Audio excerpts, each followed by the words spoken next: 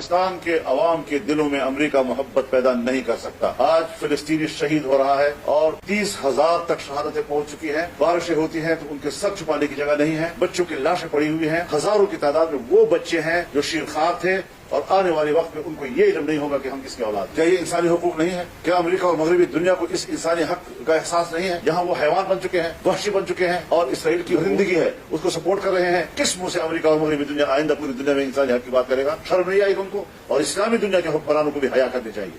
उनकी गैरत हमीर कहाँ चली गई है कि इस्लामी दुनिया इसमें जो है वो खरगोश के मजे ले रही है। उनको भी उठना चाहिए और खुलकर अपने मुसलमान भाई के साथ खड़ा हो जाना चाहिए।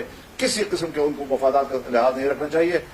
दुनिया को अल्लाह ने कायम रखना है, इज्जत अल्लाह ने देनी है, रिज़्क़ का मालिक अल्लाह है, तरक्की का मालिक अल्लाह है और अल्लाह पर एतमाद शायद मुसलमान हुक्मरानों का खत्म हो चुका है। वो सिर्फ दुनिया के हुक्मरानों को खुदाओं को जानते हैं।